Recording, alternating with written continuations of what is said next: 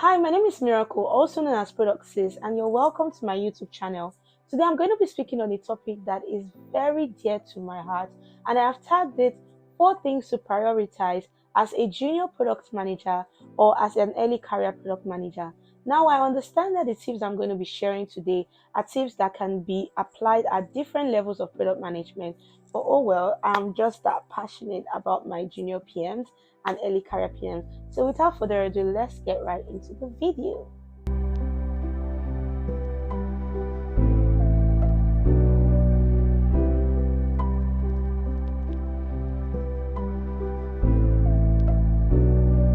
Okay, number one on my list is upskilling. Now, I know that this is not the first time you're hearing about it, but for this video, I've decided to split this point into two. So we have the first part, which I want to talk about, and it is do an assessment and audit of your skill set. This is very important, either in the new year or monthly. It's very important that you prioritize assessment when it comes to your skill set and your development.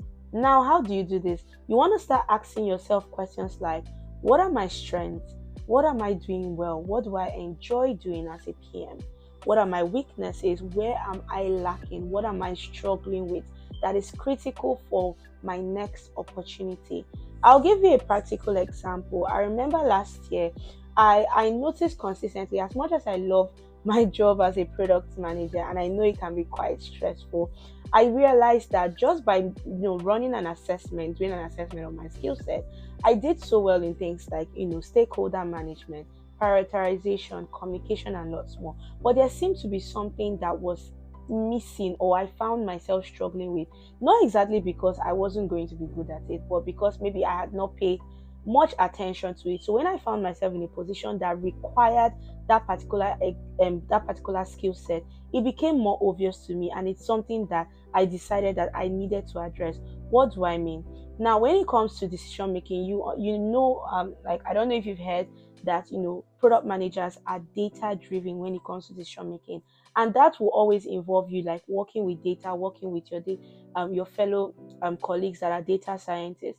And I noticed that whenever I find myself in positions where I have to go through the results presented by data scientists, I always struggle to understand how best to apply the information or the data in my decision making.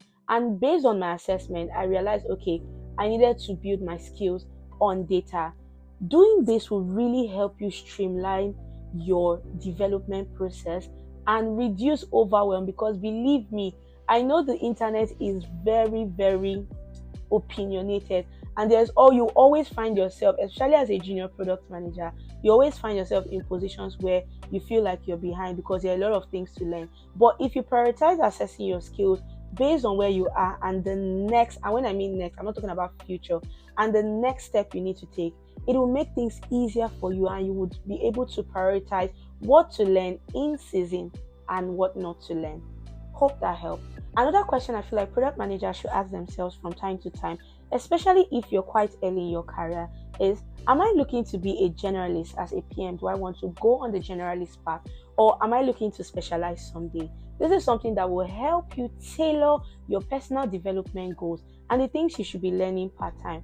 Personally, I like to think that I am on the generalist path because I'm quite curious about how product management is being implemented and applied in different industries, different domains.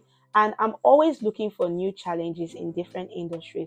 But there's someone that might be watching me right now, and they have this passion for machine learning, or they have this passion for AI, or they have this passion for data, or they have this passion for maybe marketing, growth. And at the same time, they want to build a career in product management. And that's fine and good.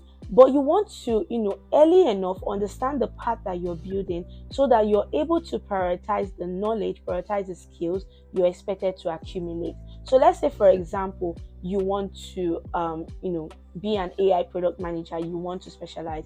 When you're looking at your test, when you're looking at your personal development goals, you begin to put in things like, okay, understanding the fundamentals of AI, understanding this, understanding that, how product management, how it's applied when it comes to AI products and things like that. I hope this makes sense. When it comes to upskilling, another thing I want to emphasize is you prioritizing building your soft skills. as a product manager.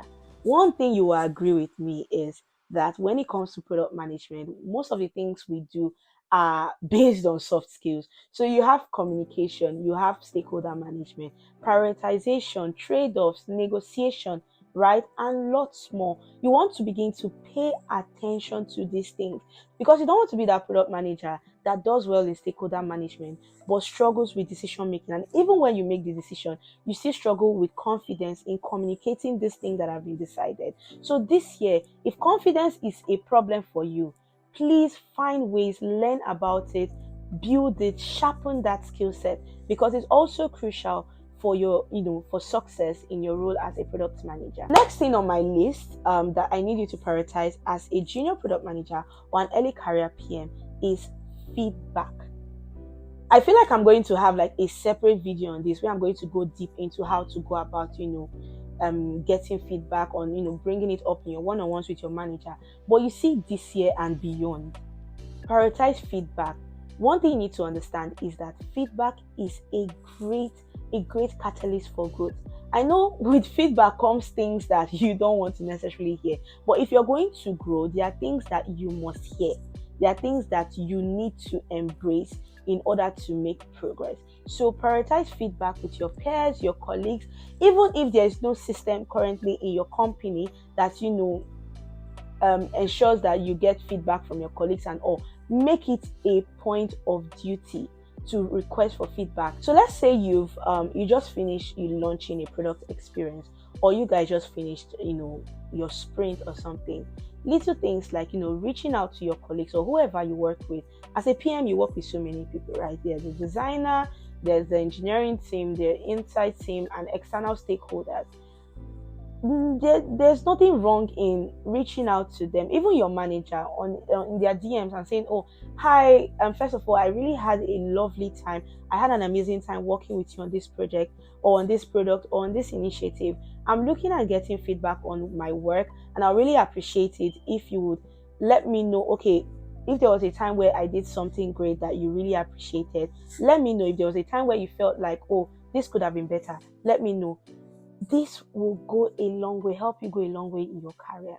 Another point on my list is mentorship. See, if you don't want to constantly feel frustrated on your journey as a PM, seek mentorship.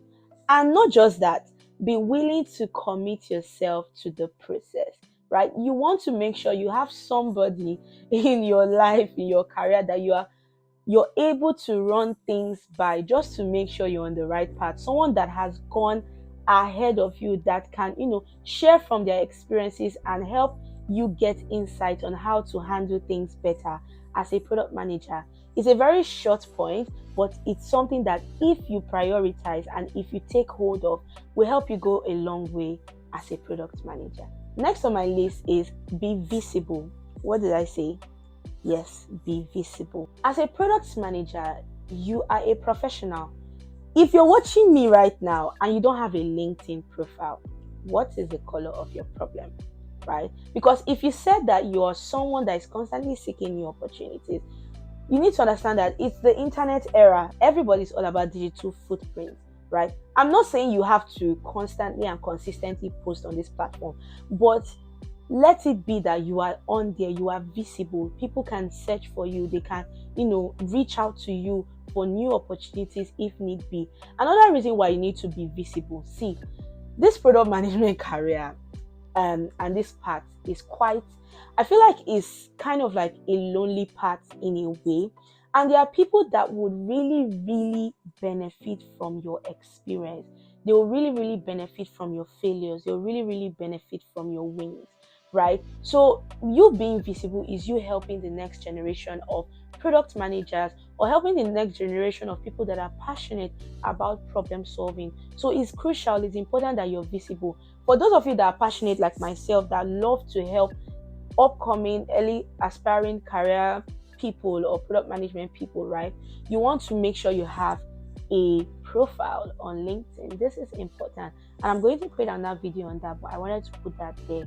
And also, if you want to say that you are growing in your skill or you want to grow to your skill, one thing I want you to remember is that To teach is to learn twice. So if you want to consistently grow as a product manager, right, being on this platform, sharing what you've learned, it doesn't have to be something new. It might be you just reiterating what you've learned and putting your own spice to it, and it will help someone out there. So this year and beyond, prioritize visibility, join communities, right? And this goes to my next point: network, right? Again, I said the part of product management, or this part as a product manager, it's kind of like a lonely part, and you want to make sure you are surrounded by people that you know have the same challenges as you. You don't want to put yourself in that corner and drown yourself in frustration. You want to be in an environment where you see people like yourself, people that are going through what you're going through and can help you come out of it also, right? So remember what I said. Number one is what? Upskill. Upskilling is a priority. Number two is what? I can't hear you. Number two is what? Feedback. Prioritize feedback because it's a catalyst for is a great catalyst for growth. Number three is what? Mentorship. Number four is what? Be visible. And number five, grow your network.